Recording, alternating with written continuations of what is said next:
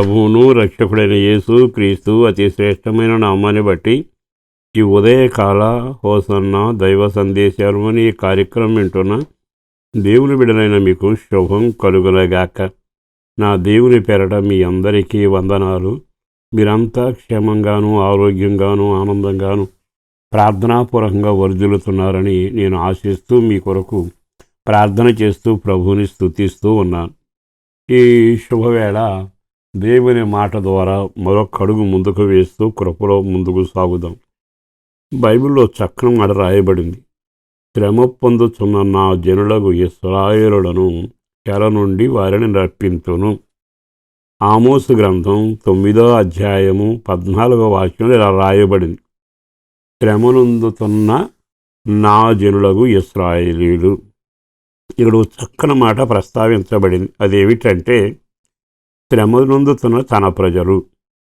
మన దేవుడు ఎవరు అంటే ఆకాశం నుండి తొంగి చూచి ఎవరు ఇరుకులలో ఇబ్బందులలో కన్నీళ్లలో రోగాలతో నష్టాలతో ఉన్నా ఆయన కన్ను ప్రతి వ్యక్తిని పరిశీలనగా చూస్తూ ఉంటుంది. ఆయన తొంగి చూచేది ఎందుకంటే నీకేదైనా సాయం చేయాలి అని. మీ పరిస్థితులు నీకు దీవెనకరంగా ఉండేట్టుగా మలచడానికి ఆయన దిగి వచ్చే దేవుడు. ఆయన కనుదృష్టి లోకమందంతటా సంచారం చేయుచున్నదనే మాట విన్నారుగా. ఎక్కడెక్కడ బలహీనులు ఉన్నారో వారిని బలపరచడానికి ఆయన కనుదృష్టి సంచరిస్తుంది. అలా సంచరిస్తున్న వేళ శ్రమనందుతున్న జనులు కనబడ్డారట. ప్రియ దేవుని బిడ్డలారా, మనను చాలామంది కనిపెడతారు, చాలామంది మనల్ని అనుసరిస్తారు, చాలామంది ప్రేమిస్తారు, చాలామంది విమర్శిస్తారు. కానీ మన గురించి ఒక బాధ్యత తీసుకుని మనతో నడిచి మన జీవితాన్ని ఒక సాధారణంగా సమస్యలని వ్యక్తుల్లాగా నడిపించగలిగిన వ్యక్తులు ఉంటారా? అంతంత మాత్రంగానే మనం ఈ మాటకు సమాధానం చెప్పాలి. కానీ ఆకాశమందున దేవుడు ఉన్నాడే, ఆయన తొంగి చూస్తున్నాడట. ఎవరు శ్రమలలో ఉన్నారు అంటే, నీవు శ్రమలు తెచ్చిపెట్టుకున్నా మూటగట్టి వచ్చినా నీ బ్రతుకులు శ్రమలమయంలో ఉన్నా ఆయన ఇతగాడికి ఎందుకు శ్రమలు వచ్చాయి అని అడగడు. ఇతను చేసిన నేరాలు ఘోరాలు పాపాలు లెక్కెంత వివరాలు సేకరించడు. ఆయన జాలి కలిగిన దేవుడు గనక కులం మతం బాధ ఈ సమస్యలన్నింటిని ఒక్కసారి చూచి వీళ్ళు శ్రమ పొందుతున్నారు, విడుదల చేయాలి, అంతే ఆయన మనసు.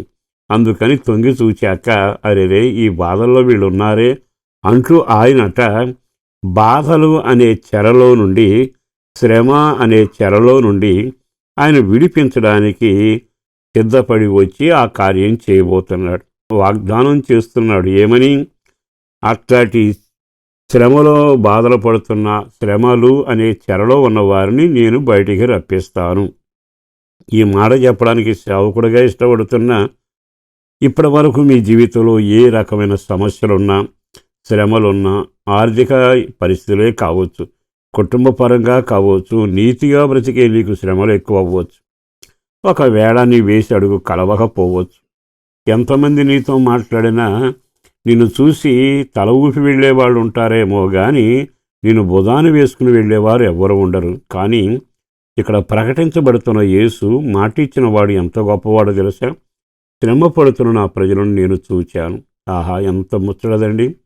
చూసిన తర్వాత సలహా చెప్పలా. ఆయన అంటున్న మాట, నేను విడిపిస్తా, నేను రప్పిస్తా, చెరను చెరగా కాకుండా సంఖ్యలు విడగొడతాను. ఆమోసు గ్రంథంలో ఈ వాక్యాన్ని మీరు చదివారు కదా.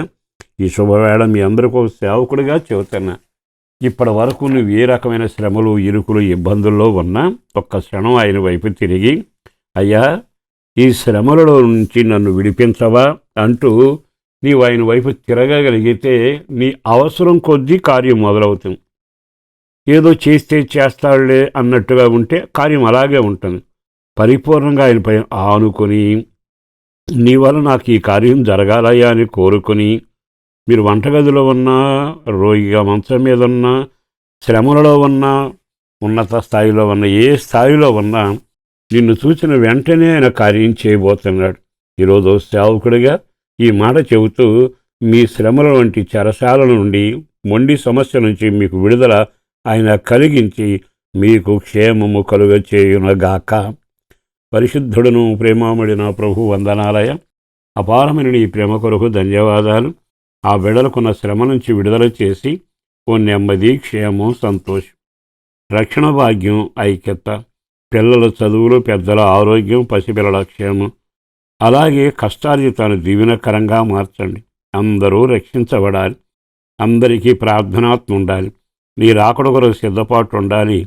ఆ ఇంట్లో చీకటి కార్యాలు లయపరిచి ఆత్మకార్యాలు జరుగునట్లుగా దీవెనలతో నింపి నడిపించి మీరు మహిమ పొందుమని యేసు శక్తి కలిగిన నామాన్న ప్రార్థించి వేడుచున్నాము తండ్రి.